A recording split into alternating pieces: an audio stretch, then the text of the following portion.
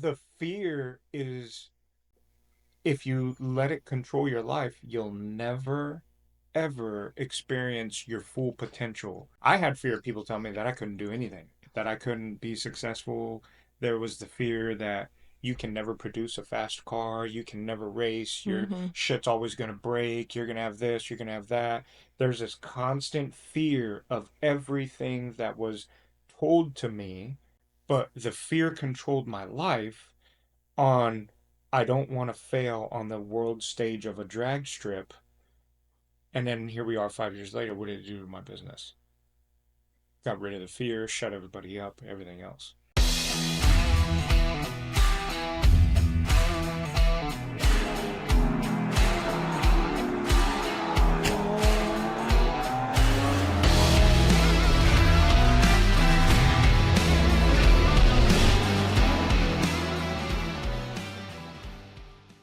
Welcome back to episode 3. We're Number making three. some progress and chopping down the episode, so we're super excited. The feedback has been great. Thank you for everyone who's following and the submissions that are being sent in. We appreciate everything and the support. Episode 2, we had the big guns on, right? Yeah. We had the wives on. We dove into personal life struggles. It's deep. If you haven't watched it, go back and watch it, because it'll make this episode so much better, and you'll understand what the podcast is about. I think Jay and I both can attest to we are huge fans of strong women and the Yes, roles they play in order for us to be successful, right. right? Backbones. And successful not just for, like, in the sense of you and me personally, but for mankind Yes, yes. in Mankind. general. For Yes. mankind in general to be successful and the anchor that they have in the house. So it was really awesome. I think episode 2 was great. Episode 3 is going to be the final introduction to the team To the team. Yeah. and everybody who is a part of this podcast, Deep stage. Deep Stage.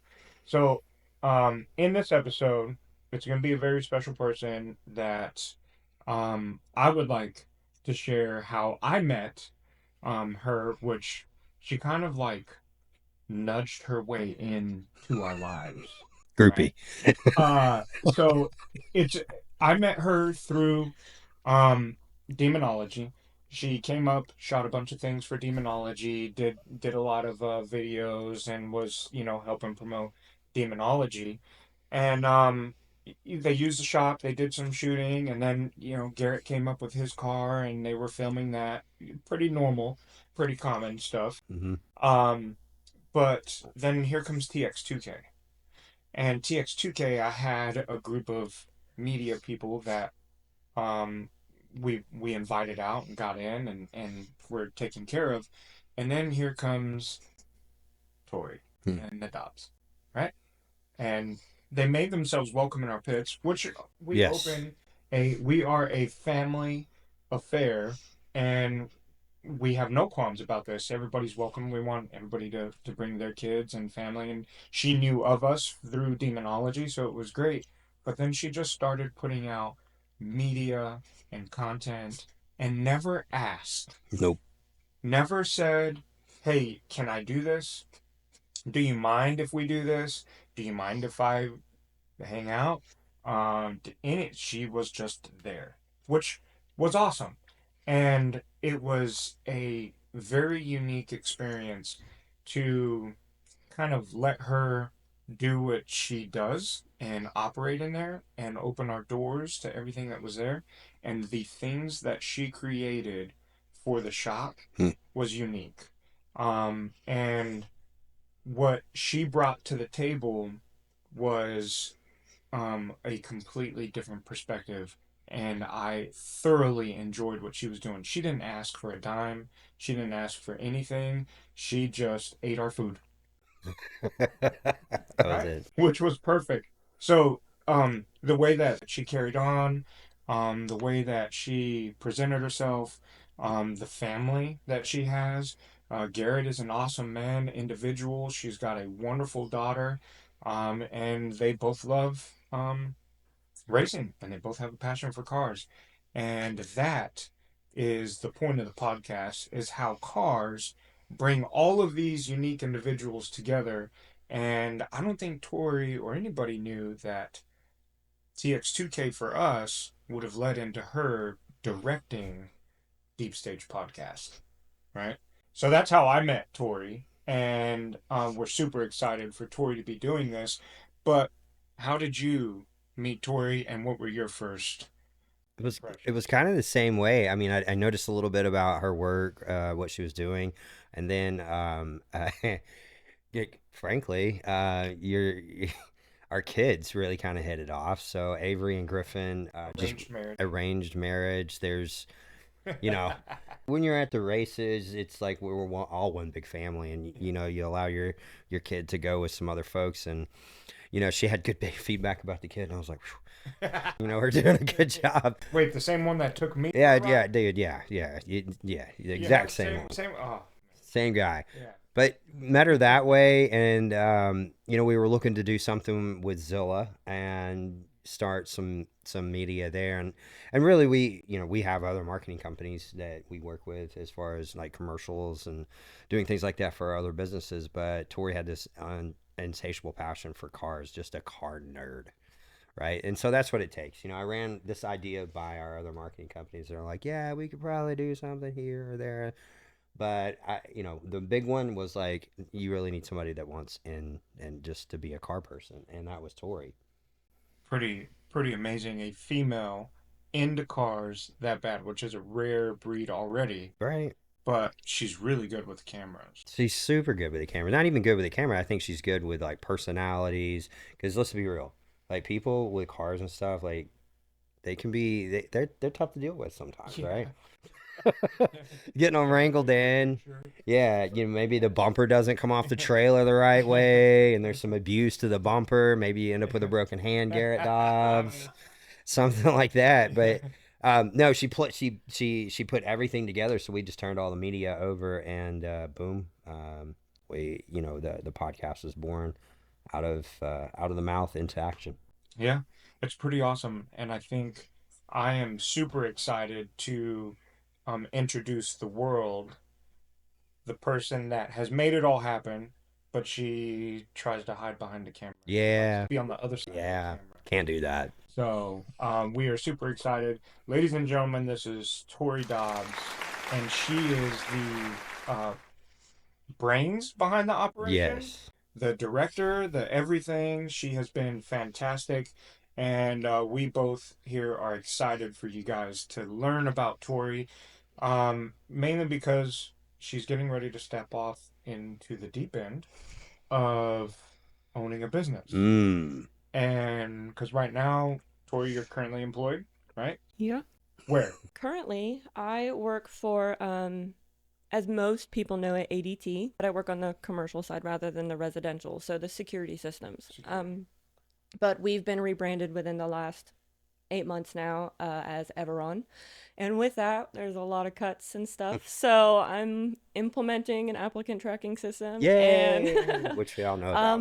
I'm the senior talent acquisition coordinator for the entire company. So Oh, that wow. means all 50 states in the United States.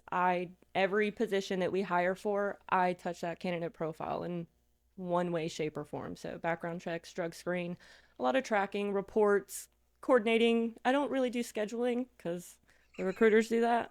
I push that onto them because I don't like doing that. I got to do it for the podcast right now, and it's Right. don't miss that part. But I've been there for 3 years, but I've been in human resources or the aspect of recruiting for 10 years, So, working full time. fun fact is one of the reasons I made the decision to hand this and let you run with at least Zilla, and then obviously the podcast was like no brainer after this was I know your background and where you came from and how hard that job is. So most people are like, oh, it's just a title.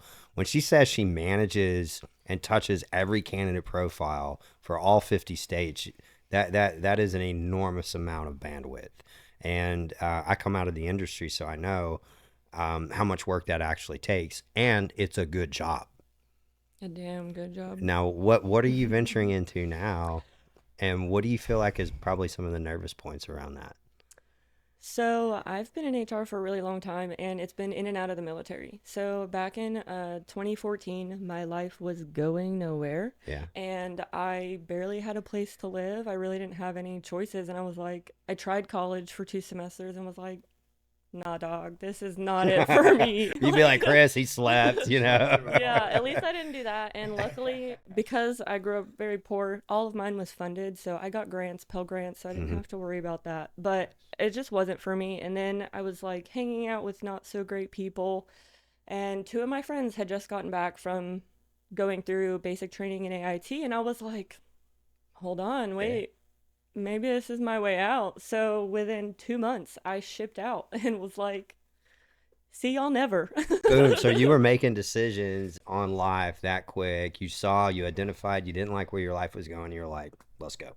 I had to. I saw all the opportunities of like where everyone else can be Hmm. and was like, why do I have to be stuck here? Mm. Who said I needed to grow up in Ravenswood, West Virginia, of all places? That's not what I pictured or dreamed. So I was like, let's do it. So I shipped out and it was the best decision I ever made. Like I get Wow. the chills thinking about it because it changed my life. That's a lot to unpack, but I got a few things here to say. I'm realizing you were a recruiter. She Still was. am. I still am, dude. Okay, You're still still a recruiting. mechanic. You're still a mechanic, right? You were recruiting. Cradle to grave recruiting. So I did all Okay, of it. so I'm having a little light bulb moment. Did you guys recruit me and just make me think Mm, that I was a maybe. part of the, like, oh, Chris, great idea. We're gonna do a Mm-hmm. podcast.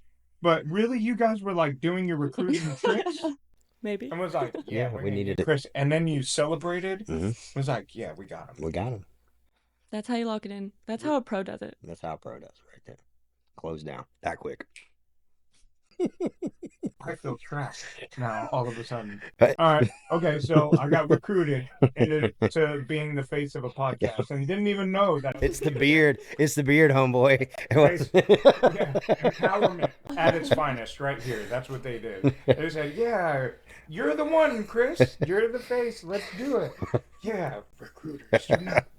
We were just encouraging something that was already there. Yeah, See? All right. There you go. that's our job, Typical by the way. recruiters. That's our job. So Yeah. So the lonely dumb mechanic just got recruited into something like this. Didn't even know. Okay. Anyways, military tactics used to recruit here. Mind play. Got it. All right. So Tori was military. What branch? Did you do? Army. thank So you. specifically, National Guard. So I was a weekend warrior. No. Fuck Okay. you to everyone who has something to say about that. So you were military, National Guard. Yeah, and my job in the military was human resource specialist. So I No. started out in personnel, and it's really funny because when I look back to when I was like a lot younger, my idea of a job was a cubicle office. How fast can I click on that keyboard job? Where did And that come from? Was that like TV or? it had to have been because my mom was a waitress, my dad was a rodeo junkie, and And a truck driver, right? a truck. He moved into truck driving after he got out of the rodeo scene, and then my stepdad ran an air conditioning business. So I don't know. It just made sense, like knowing where we were living and the things that they were doing. I was like, well, you're not doing enough. And I always thought corporate America was the dream because back in, my age, that's what was big. You Right. needed to have that cubicle job. So I think everybody's got that. It's like we were talking about on episode 1, where it's like you must go to college. That was the Gen X thing, right? And even if you're sleeping in college, you had the same ideas about what your first job looked like, and it was in a cubicle, and it was probably due to social media and some television, right? Yeah. So what sparked holding a camera? My daughter. Wow. Okay. Yeah. So about 2 years into being married, we got stationed out in Hawaii, the most beautiful place in the world. And the fact that we were like brand new and we were going to Hawaii was awesome. So we got stationed at the Marine Corps base out there, and I had applied for the job at Wheeler Army Airfield but hadn't heard back yet. And it was like 6 weeks time, and we were going around and seeing stuff, and I just was at the time we didn't even have our house yet. We were still staying in the apartments that they have set up when you first get there. And I was just spending all this time with my baby, and I'm like, okay, I gotta do something. But like I'm really lazy. So what can I do that's not hiking but could still be more fun? And Yeah. I got this weird idea to pick up a camera. Like actually go out and buy one, which all throughout high school and middle school I always played around. Like you can ask a couple of my friends and I've always done pictures like in a way, but I never dove into it. And so I got this like $120 camera at Walmart Yeah. and thought I was the coolest bitch on the block. It was even red, okay? Oh, was it the Wow. Rebel? Would you have the Rebel or something? Honestly, it probably was, but I don't know. I don't remember. But I picked that camera up and was like, I'm gonna post on this base if anyone needs photos done, which all the military spouses like we all know we don't know anyone here. So who Yeah. else better to do it than support someone else? So they did.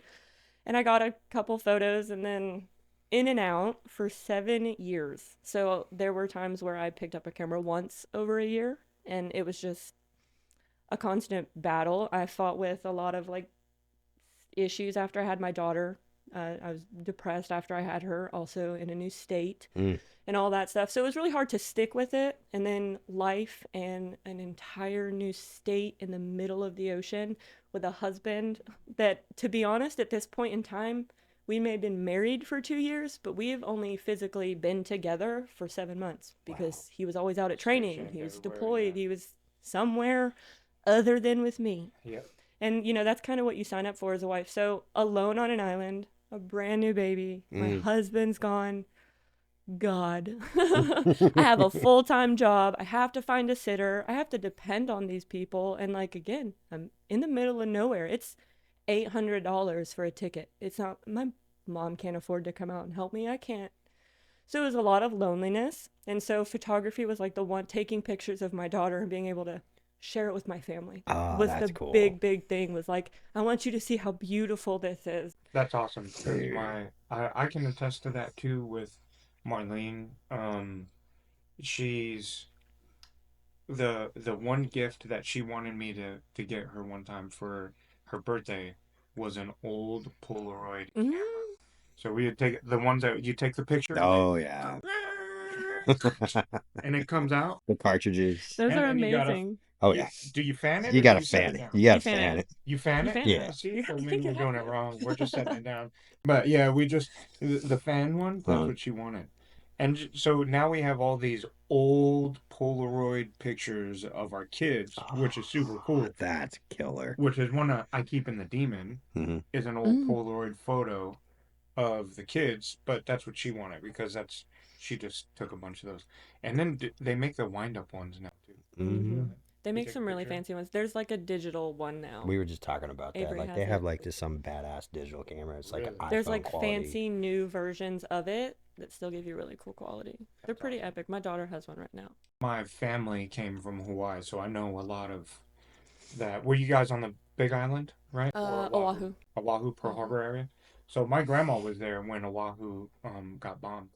What? That's crazy. Yep, my grandma was What stories, man? That's. there. Dude, it was crazy what she would tell. And when I would go to Hawaii, Hawaii is a beautiful place, Hmm. but it's special in my heart, Sure. right? Because when I would go as a kid, and we would go tour with the Pearl Harbor one, my grandma, because she was military too. So, well, she married into the military. Right. Okay, so then we Fort Bliss, El Paso. So then we would travel to Hawaii and visit family that was there. Um, I would go through the tour of Pearl Harbor with her, and she would just hold my hand and cry Mm. because it brought back all the memories. Mm-hmm. But she wanted us as kids to remember Mm. that part of why we have our freedom, right? Its The history is things, important. the things that happened for that. So our family, little family history. I don't know if it really matters, but Hawaii was really big in the sugarcane Mm. Mm-hmm. stuff, and so the U.S. government was bringing Japanese quote unquote slaves to work the sugar canes and in turn would give them citizenship. So that's why a lot of Oahu is dual language, English and then Japanese, Yeah. Wow. because they would have to work the cane fields for so many years and then they would get their citizenship and then bring in their family. Interesting. So my grandma's dad was the one that came. He got brought over to work the sugarcane fields and then was able to bring my grandma, you know, his Mm-hmm. kids at the time to start working the sugar canes. So Hawaii, the Pink Hospital on Mm-hmm. base, Yeah, um, Tripler. that's I like thought my my daughter was uncles. gonna be born there. You did almost, yeah, Almost. We yeah. were 2 months, 2 months shy.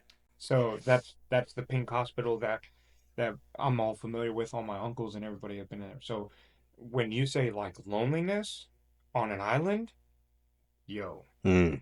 It's tough. I love going to visit, but I think 2 weeks max is it. 2 weeks. We did 2 weeks in Kauai, and I got like island sick. Yeah, because It's you tough. get like, I'm like, I just need where to do get you on a go? different road. Yeah, Be just right. like, I Yeah, done so drove all the roads. yeah, so I think that I totally get it. And then postpartum, Marlene struggled a lot with postpartum and things like that. So I get that big struggle. But in that time of you being busy of all of this, did you teach yourself the movement around the camera, or did you take classes? Do they have that in Hawaii to take classes for that? Would How did you familiarize yourself with the camera to be as good as you are? My entire life is built around YouTube. I'm so sorry So to say Well, that, nah, I but think you're fine because every yeah, every Chris learns how to work on Mopar via YouTube. through YouTube. He's still winging it. and sometimes I'm pretty much at the point now where I'm learning that like you just have to go find the knowledge. For me, the convenience and my age group, YouTube is where I'm going to go. Some people would go to the library to find their knowledge. Mine just happens to be YouTube. So Encyclopedias. over like 7 to 10 years, it was just in and out photography and trying to figure it out. But to be completely honest, I had no fucking idea what I was doing. And anyone who got a good picture, I am very surprised. Like if it was a good photo, that was pure luck. I had Yeah, no idea what I was doing yeah. until a year ago. So, does anybody else in your family have any photography, anything? Cousins, nothing? Are you just paving the way of photography and media and the whole generation of your history? I don't know. You know? I don't know. I don't know. That's it. I I mean, I don't. So, my family has always been race cars, Mhm. but they were good with carburetors. Put Mm. them around an injector and they lose their. They're like, what is that? Yeah, they would be like, EFI? yeah, they'd lose their mind. You need a laptop to do your job? You Give need me a a screwdriver, screwdriver. right? Yeah, just like give me The a jinx, screwdriver. I though. know how to do that. I'm like, yeah, cool. So we kind of paved the way in there. Did you have anything with land? Have you always been in construction? No, Family no. history? It was business ownership. My mom, we ran a pretty successful family business, which was cool, and it was a comedy of errors. And then I saw the ups and downs, and so I kind of lived the life that my kids live right now, which was cool. But it didn't make it any more comfortable, right? Jumping out of job and Yeah. jumping into entrepreneurship or anything like that. Have you made the jump yet fully? Mm, technically, yes. Yeah. My official last day at Everon is September 2nd. And Whoa. so I've been on with them part time for the last 3 or 4 months now, I would say. But I told them I was actually going to quit 4 months ago, and I did. I went into the meeting, was like, I'm out. I'll be here for one more month. That's enough time to get somebody trained, and I'm gone. And they were Like, like, no. no, like, we need you. You need to help us do this new applicant tracking system. Like, you're the only person who knows it inside and out. So I've been on this entire time. We still have not even started the applicant tracking system, and my last day is September 2nd. So we'll see how that plays out. I either have a very short 3 weeks to get all of this done, which seems impossible if you ask this Absolutely guy, impossible. or they're going to ask me to stay longer. What are you gonna do if they come back with a very large dollar amount for you to finish it? I don't think that there is a dollar amount that will cover my happiness Mm. that I've been chasing since I decided to do this like photography shit. That's awesome. Damn. That's good. And you should stick by that Mm. because um just sharing things, so you don't realize that what you're about to do is really scary, but it's not. I'm shaking. I'm You're still terrified. you're not alone, right?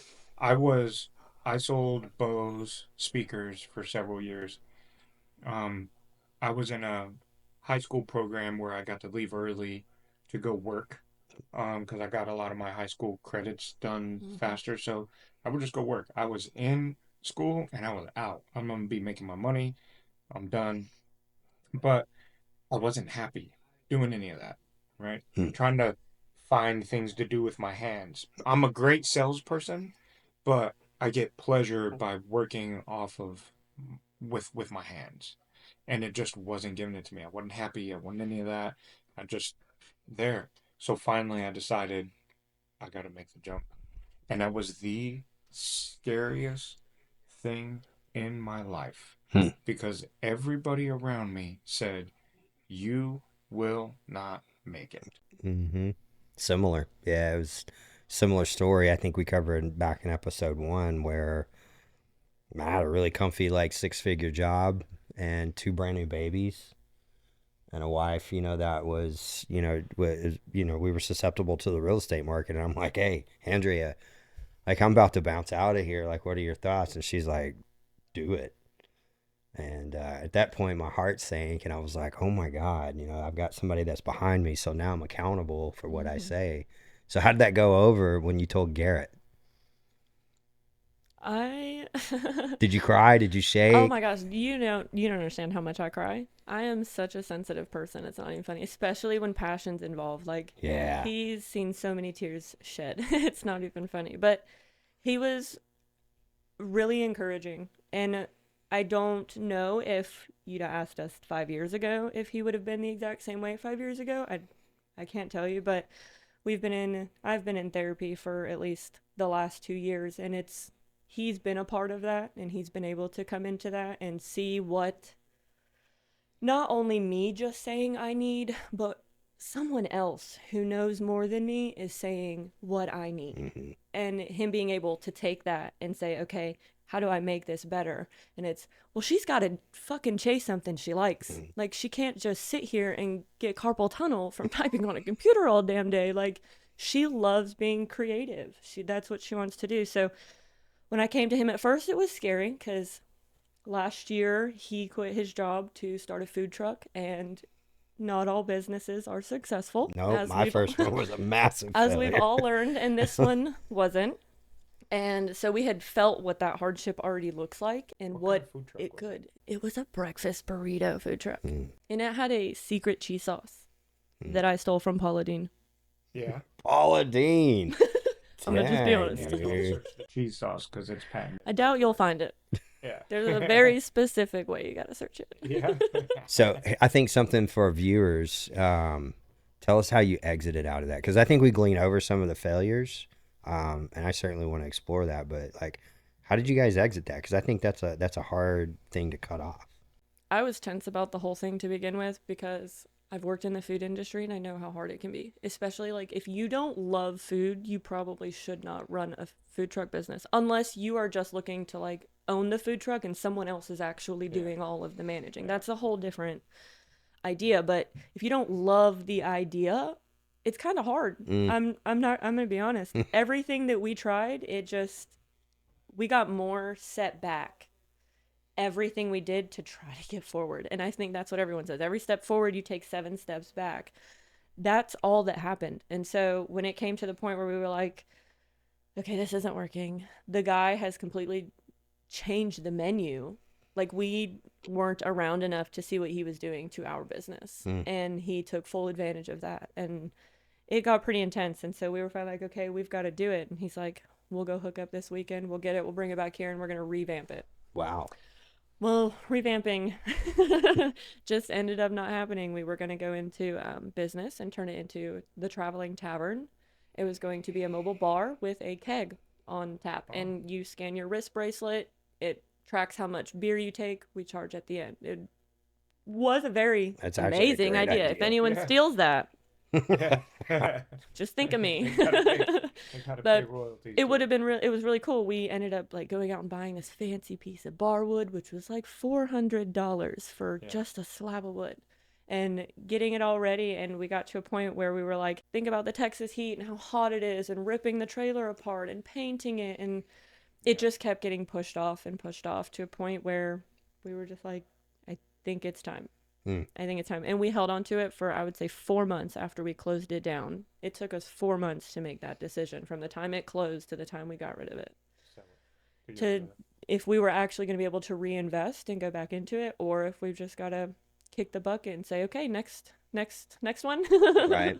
I think that's an important stage and just venturing out in entrepreneurship is being able to. Well, you had a really good story about where you were realizing the market's changing and how you went through your decision making process, very mature, right? And that played out well for you, right? You're still in the same business, and then my decisions on just action, action, action, and where that got you, kind of like y'all, right? So we have a similar story. Is not everything you run after is going to be successful. So what makes you is how you respond to the failure. Yeah. And I cried a lot. Yeah. I cried a lot just because like it was all of that time vested that we put in together, all of the arguments that we've put in together. Mhm. And that was a really big thing, especially because I was in therapy at this point. And so like those arguments were important because Yeah. I had to take them back to my therapist and figure out why the fuck are we arguing. Right. Yeah. But all of the grit and then him not having a job for that period of time, all the money that was lost. So everything all together, as I would expect, it would probably bring down a lot of morale in yourself. If is that a thing? What do you call it when Yeah. it's your own? Self-esteem. Yeah. Yeah, and so I was like, I don't think this is ever going to be for me. I'm not entrepreneur material. Shit. I don't think this is it. And so I dove harder into Everon. I started getting deeper into the corporate company that I was in and did some pretty awesome things when it comes to like changing stuff that they did and helping the team just get better at what they do all over, like all around. Sometimes it's a safety net too. It is. I Like, mean, that's pretty similar though. That's how folks mostly get in. Is like hey, I venture out, and I think that's kind of what I did. You venture out a little bit, you get your hand slapped, you take the failures, but you always can go back to what you know, yeah, right? for sure. For sure. And that's the hard part. One thing that my uncle has always taught me is, which you kind of touched on a few things, which the core foundation that you and Garrett have is strong, which allows that open thinking, those conversations, the uncomfortableness, all of that, because at the end of the day, you guys got each other's back, Mm. right? So he supports you, and you supported him in a food truck, and now it's his turn to support you in taking pictures, right? Yeah. So And directing podcasts, and like directing podcasts and all this. So that's awesome that it ties back to what we've always been kind of saying, and I'm glad you guys have that foundation because that's awesome. But my uncle's always taught me about the emotional side of business decisions Mhm.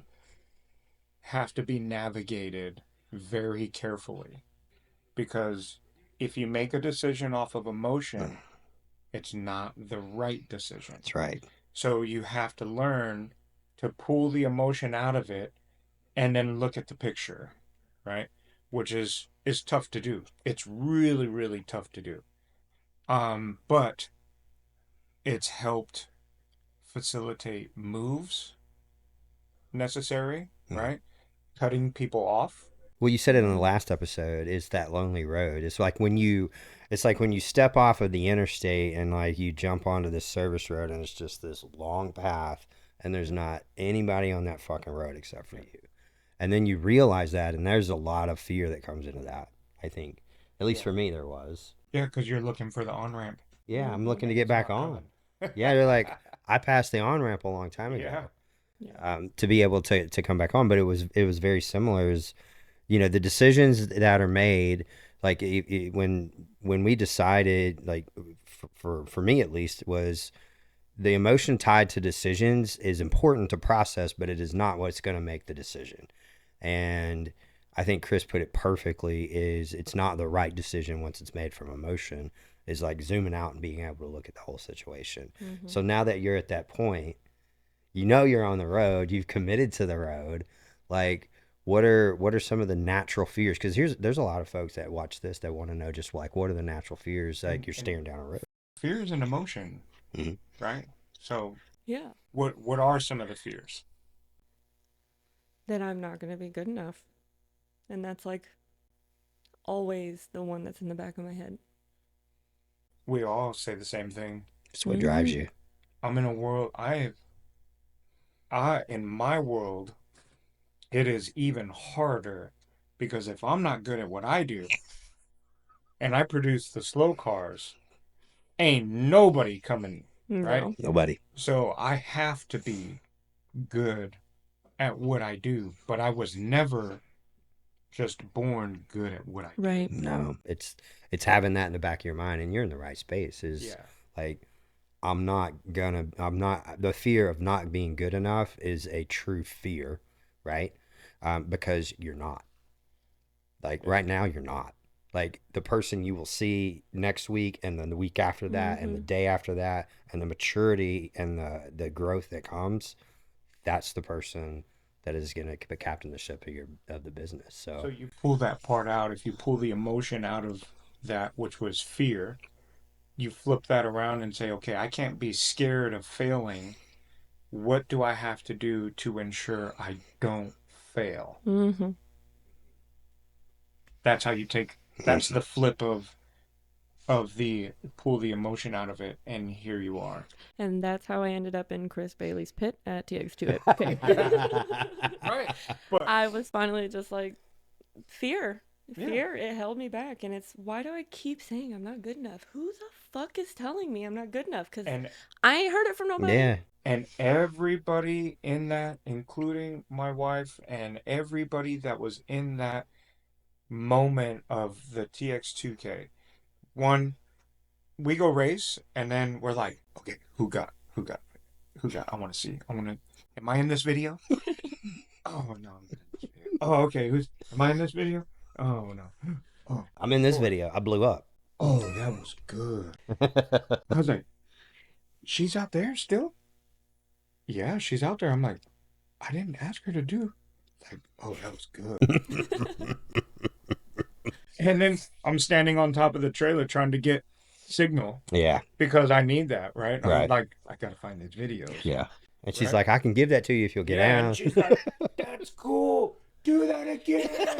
And I'm like, what? And then here comes a reel of her making fun of me on the trailer trying to get signal in the middle of TX2K, right? Which was cool, but the fear is, if you let it control your life, you'll never ever experience your full potential of what it is. Because I had fear of people telling me that I couldn't do anything, that I couldn't be successful. There was the fear that you can never produce a fast car, you can never race, your shit's always going to break, you're going to have this, you're going to have that. There's this constant fear of everything that was told to me in the years of business, because I've been at the racetrack with Dodges probably for 5 years. Okay. So in my 17 years of business, 5 years I've been at the racetrack. I grew up on a racetrack, but the fear controlled my life on, I don't want to fail on the world stage of a drag strip. And then here we are 5 years later. What did it do to my business? Got rid of the fear, shut everybody up, everything else. It changes it. It really does. Because when I got rid of that fear and was in your pits at TX2K, I also went to the Wham show that week later. And then within 2 weeks, I had secured my first contract, which was filming for Demonology. So just gathering content for him. And then I sent it over to his creative director, and he takes it and does fun stuff with it. Within 2 weeks of that, I log in Zilla. That's right. And I'm like, what? And so when I say, like, remove the fear, you are good enough. Yes. You are good enough. Yeah. Period. And you're killing it. You're killing it. I'm trying. So the decision that you've done to make this, is this 4 months? that you're jumping off the Yeah. edge to do this? So Yeah, four I'm months 4 ago months in. you made this decision to do it. 4 months. That was TX2K. So was Hmm. TX2K the did you make that decision before or after Yeah. TX2K? I would say it was before. Before, so Yeah. you went So in. if we talk about it like overall, so a year ago, I launched my photography business. It was like, I'm going to take this seriously, but I have to keep my full time job. 4 months ago was when I was like, okay, I'm out. Yeah. And they were like, can you do part time? And I was like, okay, sure. Yeah, Yeah. But balls in your court at that point, right? that was completely different because that was cutting off my guaranteed income. Mm. I knew how much I was making every week. I knew exactly that I could pay my lawn guy. I can make sure that my pool's clean. I can make sure my daughter has food and clothes because, God, she's growing so fast. Yes. Mm-hmm. Just all of the things I guaranteed to chase complete unknown. I have no idea if I'm going to have a booking next month. Welcome to the hustle. And it's terrifying. But then there was one week where I was like, shit, am I going to book anything? And I get a random call and it was a $400 gig. And I'm like, okay, Right. all right. That's one step closer. One step closer. Welcome And to then the within hustle. 2 weeks of that, Chris says we got to do a podcast. And here we are. Yeah. So removing the fear and just doing it. Like Nike wasn't joking when they said just do it. Yeah. Just do You it. have to. But you also have to be able to take everything with grace. Mm. Everything. Everything. The good and the bad. Because sometimes, like, a lot of good things will happen and I'll get so caught up and so overwhelmed with it that it's just so good that I forget that bad things can happen. And when a bad thing happens, like, I'm falling from the sky, no longer just a jump into a pond. I'm skydiving at this point. So Mhm. it's being able to say good things are happening, but be humble with it. And then when bad things happen, okay, breathe. You're not your mom. You don't have to yell. Just work through it. That's Yeah. good. And you just got credit from a pretty big podcaster on your first episode. I did, and I'm still in shock. He actually just shared my story the other day too, which was really cool. Really? Whoa. It was because There I you bought go. his merch, but Still. I kind of paid him to share it. I guess So in theory well. it could work that way, but he shared my post, and I was like, That's Mm. platform right "What?" there. That's And you're a platform. professional, and you were like, "Okay," like it wasn't even worth like really sharing, but he did it anyways. And I'm like, "Okay, that means like I've been thought about in a professional capacity with the podcast by a person who makes a lot of money and makes his entire living off of a podcast. That's a big deal. Big deal. Yeah. That Huge. I'm still shocked. That's huge. That's pretty awesome. But that's something to be proud about. That means Well, it's easy when you've got hosts like this. we've been through the trenches.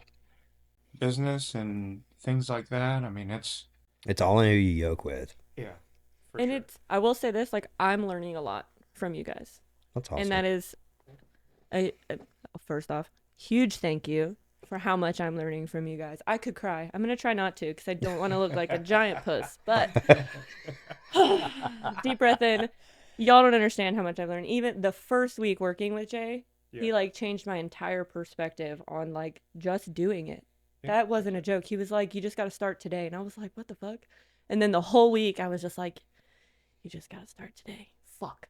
And then here I go doing it, and I'm like, "Jay, damn it, Jay!" Yeah. And that was the first week working. So I'm also learning a lot too, and it's really interesting to hear y'all's stories and hear the stuff that you've been through and where I can relate to it too, even in a completely different capacity. Mm-hmm. Yeah. Because you're gonna go through it. Mhm. It's gonna be tough. You're gonna have the dry spells. You're gonna have the upset clients. The this, Mhm. the that. The dropped you for this person. Was I just not good enough for what I was doing? Why did I they pick already another feel that. person? Mhm. It's gonna happen. You gotta embrace it, and it has to teach you how to do better Mhm. or improve procedures, restructure the business, documentations, things like that. When Marlene was making the jump from bank to hospital, she would do many hours at the hospital and then come to the bank and open up in the morning. And banks are open at 5, 6 a.m., right? So she would open up the bank at 5 in the morning and then leave there and go to the hospital and work her 12s. But her dream was to be at the hospital. So it's like what are you doing? Just Go go. go to the hospital. Just stop. Just leave. But this is secured. I don't know if I'm gonna like that and all this. But that's what you want to do. Mhm. Just go. Find out. Just Yeah. leave. You can always come back. If exactly. So what I tell everybody business wise, another piece of advice is there is never a door that you cannot open because what is on the other side, you're either going to know that you like it or you don't, and then you can close the door and move on. But if you never open that door, that opportunity may have been missed in either learning and educating yourself in what could have been or would have been, or perfecting your craft. And okay, I don't want to photograph people. I want to do cars. I want to do this. I don't want to do landscape photographs. I want to do the cars. Those Finding your doors niche. open that. I Hmm. mean, you started in Hawaii. Come on. Well, that was Landscape. actually going to be my next quote was like, you saying that, Mhm. opening the door. Just Yeah. open the fucking door. You Seriously. don't know Like what you it can is. just peek in. Why So, not? Yeah, I mean, nothing's gonna get you on the other side. Right? We have a saying at Texas Star is we get into new things. I mean, we shared the story about how we got into ponds and the finished, yeah, but it's walk the path. That's what we do. yeah. And when we have something new in front of us and we get requests, we walk the path. We go down the path, and if it's messy, we already know it's going to be messy. We come back, we huddle, and we say, "Hey, is this something we want to go after?" Yeah. And if it's not, well, at least we had the courage to walk the path. Right. You're 4 months into making that decision, and shout out to our homeboy Brendan Schaub.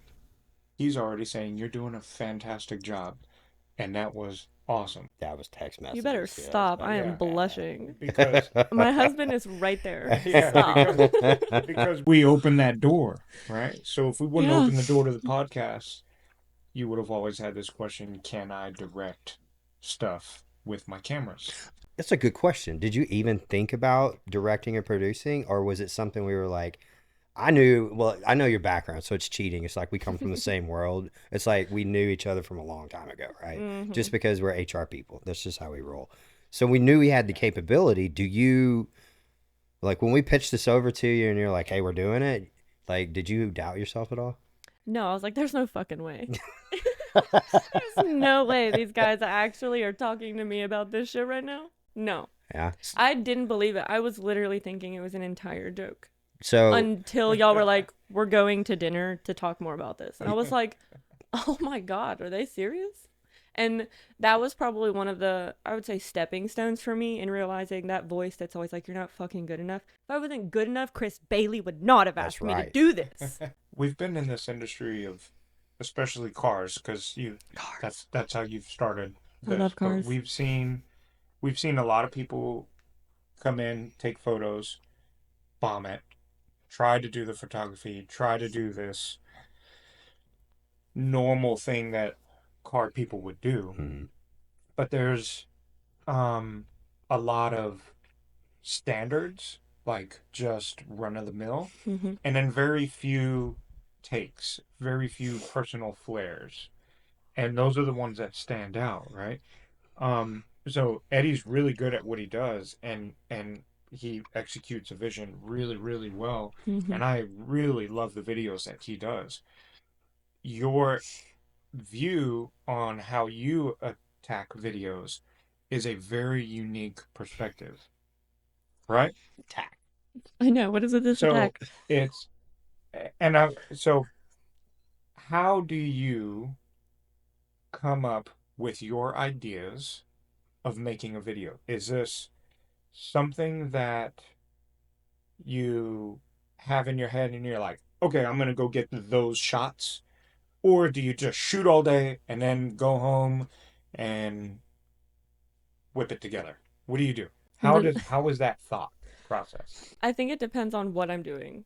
So when it comes to like Texas 2K, I was winging it the whole time. I was like, I have no idea what these people like. I've skimmed their Instagram and social media accounts, but I don't know what they like, and I know what they're doing is not me, and Yeah. I still have to be me at the end of the day. So when it came to Texas 2K, completely unplanned. I was just like, I'm going to get as much as I can, and I want to focus on the parts that I think are cool. And then all of my videos are based around music. It's all about the music to me because I don't know. I have a deep connection with music. I'm bipolar diagnosed, and music can turn me from the raving bitch that I am to the sweetheart, like strawberry shortcake style, man. So I don't know. Music has a really big thing to me. So if you can take the right song and the words to the song, because sometimes people are just picking what's trending, and I get that. Sure. Like, what's trending, you want to hop on it, but sometimes you need to hear the words. So the first one that we made for you was a song about like I have something to prove. Like I want to be more, and I'm like, fuck yeah, that fits. Like Yeah. they got this. They're proving it. They're gonna do it. That's what's gonna be done at Texas 2K. And so I was like, this is the song. And then the song made everything. And then just naturally, like if you have a cool car, it's kind of hard not to get a cool video of a cool car.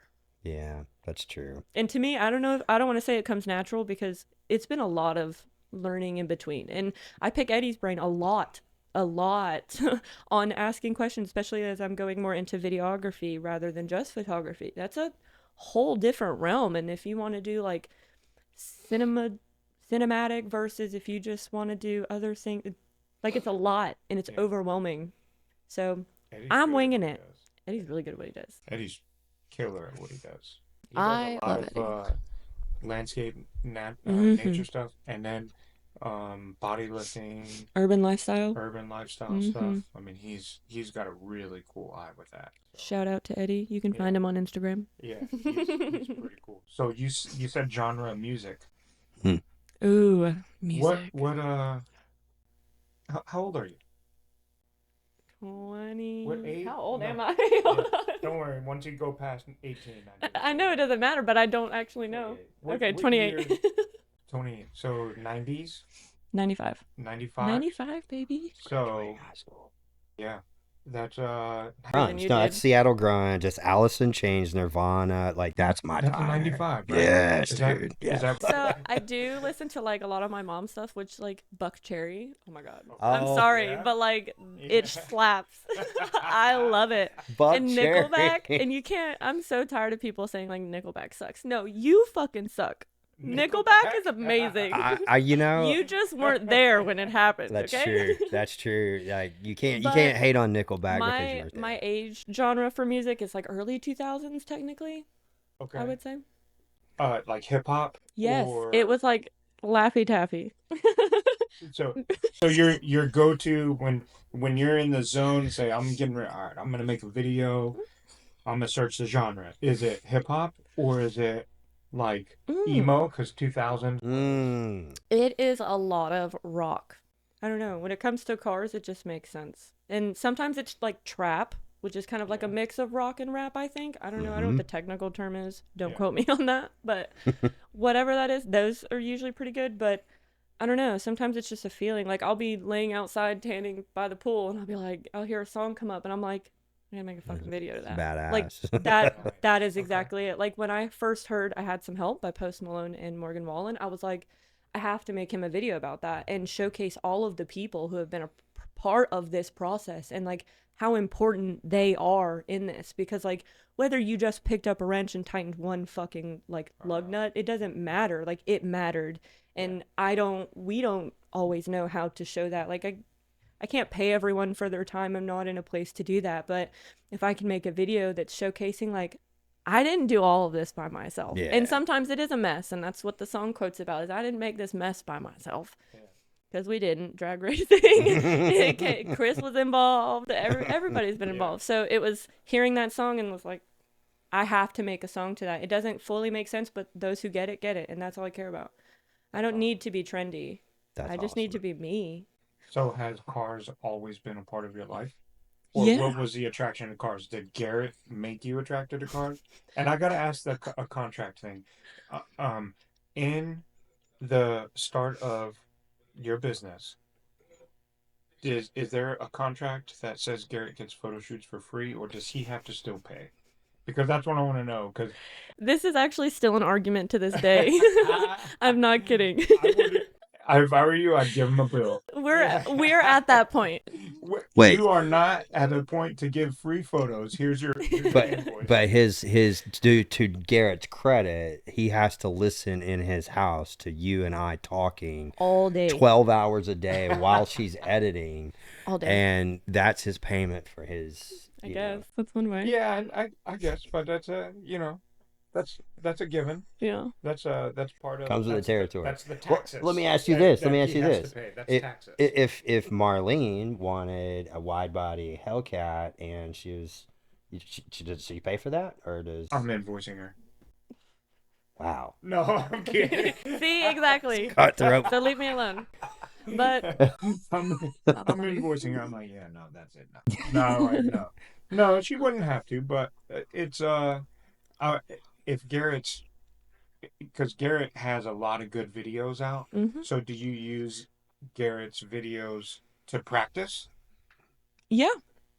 I mean, technically, yeah. Is that the platform that you're using to catapult some of your ideas? Maybe like throw them out there and then. You're giving me way too much credit. Again, I'm winging this shit. Yeah. Okay, I mean that's real though. No, I mean like we both went through sorry. that. Like Yeah. so here's a good aspect is like here's what we're learning from you is how it felt to start because you get jaded over the years. Like I've been at this for 11 years, 9 startups. You get jaded on how they all feel when you start, and you forget that feeling, and you get so far down the road because you're making other decisions that matter. So the perspective that you're bringing back into like this little circle that we got going on here is Triangle technically is that we are remembering things that we don't remember because we're seeing that fire back in you. So that passion reignites our passion to go out, innovate, and do those types of things. Because once you get to a certain level, I mean, what you're doing is you're managing a business, and they call it working on the business or working in the business. Mm-hmm. And where people like Chris and myself and you are going to be successful is working on the business and in the business. So that's a big jump. Yeah. Have you thought about that at all? Like you're super passionate about shooting cars. You're super passionate about what we're doing, the podcast and everything like that. But at some point you meet your threshold of what you can contribute. Have you thought about that? I've been thinking about it a lot lately because I'm starting to feel that I'm at max capacity. And I have to find a way. That's why it was really important that I brought that conversation up with my boss at Everon was I need to know my last day. Like, I need to know when I can have, and it may only be 16 hours a week, but I need to know when I have that 16 hours back because I'm starting to feel, I'm a mom. I'm head of household now, not in the income ways, but like I run that house. Everything that needs to be done, I'm the checklist for it. So I have all of that. And then I have dogs. And then I have fish. And then I have Chris Baily. And then I have Jay Curry. And they are people who like to get shit done, which I'm a person who likes to get shit done. But the pressure's still there. So I'm actually starting to think like, okay, where am I drawing that line? This podcast, I mean, it means a lot. I've been dedicating a lot of time to it. Yeah. Like my photography's been put on side for this. And that's a question that I'm going back and forth with now is this my point where photography goes on hold and I do it when I can, but full focus in the podcast because I want this to take off. I want to share more stories. I want people to hear everything about it. Everyone is different and all of the stuff that comes with it. Like my story about how I came into cars, my dad. But I don't have a relationship with my dad to this day. How does that even work? How did that all start? He started in horses. Horses led to horsepower. That's the way I like to look at it. No matter what, I like to be moving horsepower. I like it. And he was a truck driver, and then he got into cars, and then he got into drag racing. Then my brother got into drag racing. And then I was just around, always in the back corner. I didn't get spotlighted. I didn't pay full attention. I wasn't all about the cars, but I was around them constantly. Whether my dad was building a cool new truck or if he was working on his drag car or he was decking out his semi. Now, that is actually really cool. I just want to put that out there. Some of those semis, the detail that they put in that stuff. I don't even want to get into that. My dad had one called the Ghost. Scared. Oof. They were pretty impeccable. So I've been around cars my whole life, but I wasn't a car girl. Like, I'm not a fucking mechanic. I cannot tell you shit. I don't barely know where the turbo is. I'm still learning. Yeah. But I'm obsessed with them. Same way I'm obsessed with horses. It's something that will get you somewhere else. And I'm always on the path of forward. And where else are you going to do that? Horseback or horsepower? I love that. So What a there's great that. analogy. Yeah. That's awesome. It is. That's awesome. So when you decided and you've made that decision, you've asked for your last day. Walk me through like the emotions. Like I think it's super important that you process too. Is like what were the emotions? First of all, when you quit first, and then when you had to go back and really quit this time. Ooh, I love this. This is fun. The first time I was shaking like I was at the beginning of this podcast. I could barely like look him in the eye. And again, I work from home, so it's all on camera. It's a and Zoom I meeting. could barely look him in the eye on my screen. So like it was really tough, but because I'd been there so long and I knew I was such a big important part of this team, like I am the morale. Like you can ask anyone on that team to this day, like I feel like I was the reason everyone was always so happy and like willing and ready to go because that's who I am. I'm like, let's get excited. Let's do something today, you know? Like I want to hype people up so they can do what they need to do. I don't know. Right. Well, I that's don't know what this it is all about. This is like encouragement too. And so I was terrified and I cried while I was telling him. I also recorded the entire thing. Did you go back and watch it? Did not watch all of it. Okay. But I watched some bits and pieces of it. And I had a really good point. I cried for a minute. But then I got past it. And after that, and I hung up the call, dude, the life change happened in that moment. Wow. Like the weight had lifted off my shoulders and it had felt like one of those moments where you're like, yeah, this isn't for me, dude. And you're like, yeah, I got to do something else. And then the more like as these last 4 months went on, like I'm seeing myself doing this shit. Like I'm actually doing it. Yeah, you are. And I still can't believe it. But I'm like, I'm so fucking proud of you. Yeah. Like Tori 4 months ago, you barely had the balls to tell your boss to fuck off. And now you're doing extraordinary things like directing a podcast. Yeah. And would I have ever thought that was going to happen 4 months ago? Oh, hell no. Me neither, actually. I was still like, what can I do to be at more races? What can I do to be more involved? Just trying to find anything I could do to just get more into it. Yeah.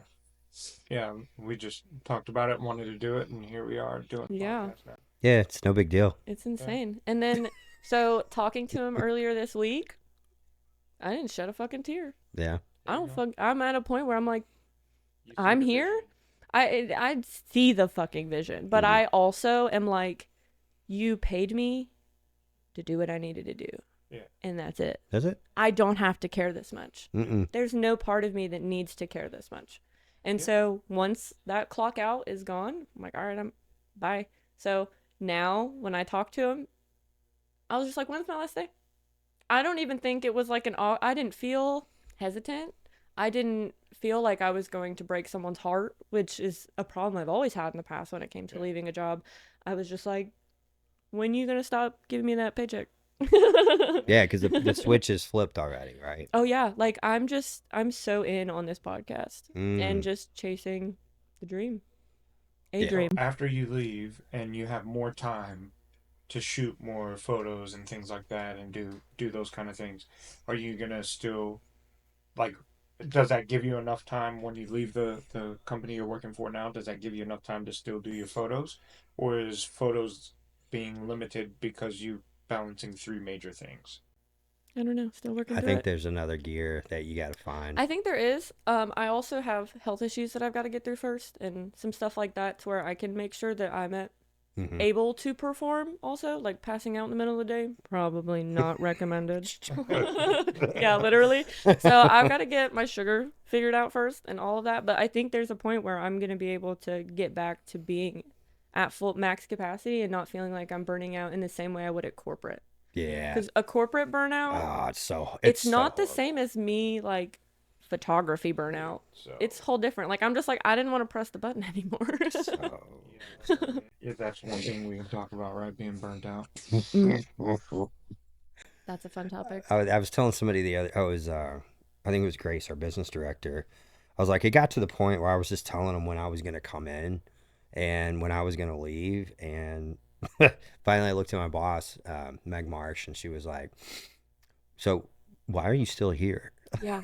I'm like, yeah, that's a good point. She was like, they're going to hire you to do some consulting anyways. She was like, now's a good time to go chase your dream. You need to go chase your dream. And when she looked at me, dude, she was crying. And I was like, damn it. Damn. Because I knew it was that time, right? Because she's such an important person that, she's one of those people in the group that, pushed me way past comfort zones, right? And, called bullshit when it was bullshit. And so I think the relationship that we have with your family now, with the Baileys and different things like that, that is such an important building block, as, we've been through a lot. We're currently in it and we're living it. A lot of reason why I joined your shop. Yeah. I was telling, in episode 1, you're doing it. Yeah. Right. So it makes me feel safe to dump money into a car to keep doing it. Yeah, it's tough. Mitigating the burnt out feeling. It's hard. And now you're about to only be at drag racing events doing. Wait, I got the wrong job. Yeah. So you're always at the track. Yeah, I get burnt out on that. Do you? And I can imagine. Where are you going tonight? It gets hot. Tonight is 9 p.m. to 2 a.m. private session. Oof. That sounds rough. So we're shooting podcasts, traveling back up To Dallas. 9 p.m. to 2 a.m. and then back at it.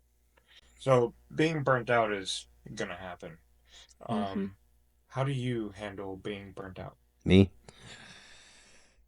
Gotten to a point where we draw some pretty hard lines and we get to look at each other, Andrea and I, and go, I need a fucking break. And at that point in time, I'm a planner. So I get on and I look for the stupidest thing that we could do that would help us get out and just move and get away from the everyday. If it's on the calendar, I think that's what helps us. If we have something to look forward to, that's what helps us with the burnout. And so it's a hard reset, right? No, I wouldn't call it a hard reset. I would call it a getaway because, we talked about this in episode 2 with Andrea. Is like we did or you did too, right? 2 weeks is too much, right? Yeah. But we could still do a 2-week vacation and make an agreement and say, hey, these are the days we're just not picking up the phone. Yeah. And we can work in different places. And we started that during COVID. Yeah. Yeah, that's what we do. Work still comes with us, right? Because we don't trust anybody else to answer the phone, run any of that stuff. Felt that. So the burnout part is gonna happen. I think realizing the burnout is the hard part. Because you can mistake the burnout for just wanting to throw in the towel. Frustration. Damn, that's good. Yeah, I've been through that to where I'm like, I don't think this is it. Yeah. And then you got to re-innovate yourself, like in your thoughts. And that's just a cue to really stoke the fire a little bit. Yeah. So sometimes it's not that. It's just kind of resting the mind that's been running at 110 miles an hour to survive or to get the money or to work or to provide or any of this other stuff that needs to happen. That sometimes you got to just go back, dial her down to maybe I'll answer the phone. Mile an hour. I'll answer the phones today. To go out somewhere, look at something pretty where it's quiet, and decompress and the car ride, the drive. For me, it's hooking up the camper and just going. And I don't care where we drive to. It could just be driving, and everybody could be asleep. You just need to get out on the road. I just get on the road, and I'm just thinking. So what do you have set up, or have you even thought about what's your escape? You're a mom, you're a wife, you're a business owner, an entrepreneur officially. Like, what are you fixing to go buy a Hellcat and just cruise? Dude, you have no fucking idea. Let's go. If I could get a car, y'all wouldn't know what to do. Don't even get me involved. I'm Yeah. saying Blackwing, Oh my goodness. CT4, CT5 maybe. Yeah. Depends on where you want. So that's what you do though, right? You get in the car and you just go I have a drive. 2022 Cadillac Blackwing Mm.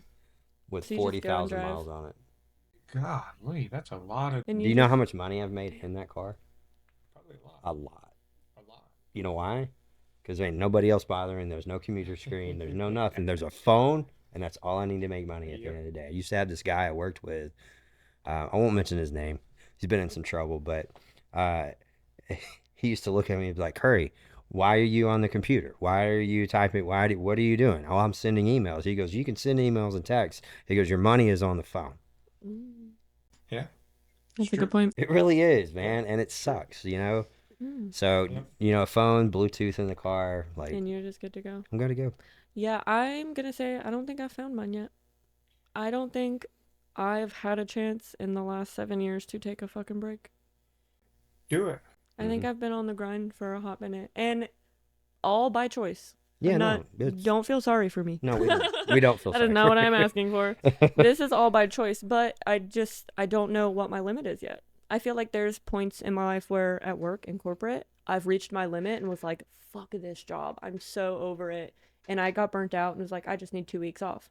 But when it comes to this part of my life, I don't know. I don't know if I have an escape from being a mom, a wife, a head of household, a business owner, photographer, and all the dumb shit in between. Yeah, Because, I mean, sometimes I'm a fucking therapist. Ask all of my friends. yeah, that's That's it. I'm true. great to talk to. Well, it's what you're doing here too. Is Yeah. like you're opening the door into your life, and we're really helping everybody else that's either maybe on the verge or in the trenches Yeah. right now know that they're not alone, or hey, it's okay to take a step out. So you're doing a huge thing right here.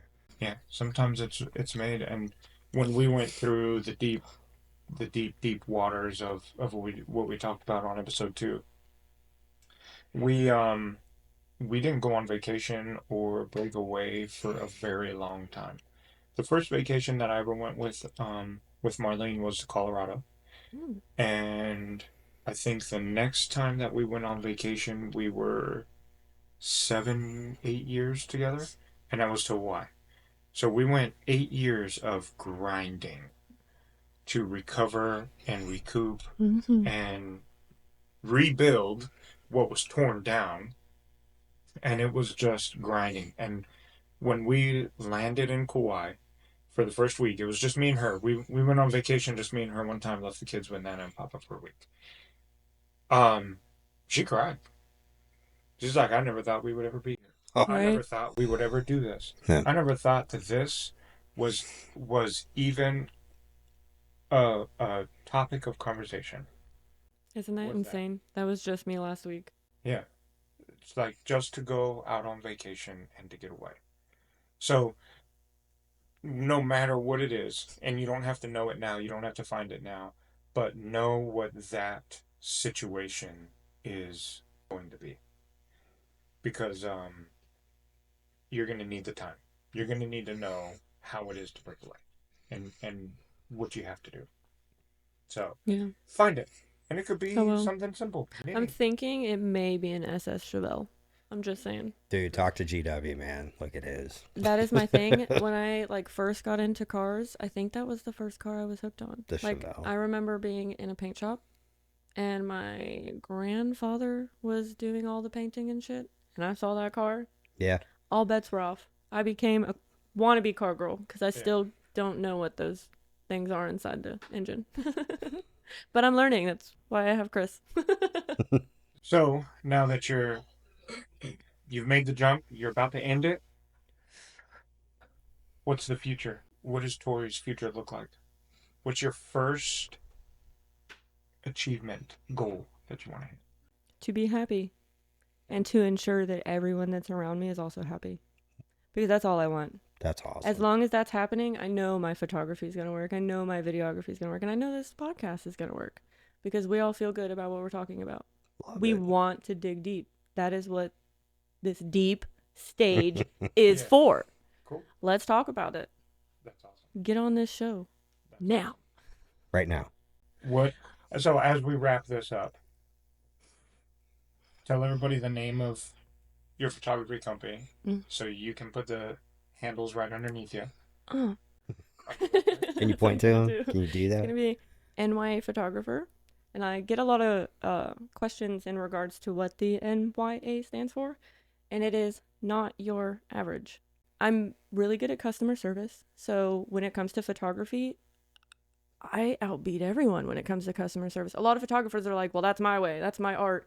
I get that, but just remove the pimple from her forehead. Just do it. You don't have to charge more every time you do it. Yeah. So when it comes to customer service, I think I'm always on point. It's everything else, the artistic ability stuff that I'm still learning and figuring out for me. So not your average photographer. Love it. Well, I'll ask the key question this time. Do I get the honor? Yeah. What advice do you have for folks that are on the ledge right now? Folks that are wanting to jump out there that don't think they're good enough, that they think they're, being selfish or jumping into something that's not going to work. What do you have to tell those folks? I think the Tori 5 years ago, what is the piece of advice that you would give someone Mm, that's the Tori five mm, years ago that's about to make your jump now? You will always be good enough. mm, And I preach that to my daughter mm. because there's not a day that goes by where I ever want her to think she's not enough. Yep. Because nobody deserves that. So you are good enough to do Perfect. anything that you want. Anything you want. So just chase it. So that wraps up episode 3 of our podcast here, Deep Stage. And you have officially met everybody that is affiliated with us. Tori, Jay, myself. Instagram handles underneath, so make sure that you go like, follow, subscribe. And if you want to be on the next episodes, make sure that you go to our website. It's going to be tied onto here. Fill out the link and information and get everything that you need and submit it. And we would love to have you guys here on the podcast. Yep. Thank you, and you killed it. Yep. Way to go, Tori. Finally. You killed it. Good job. That's it. That's awesome.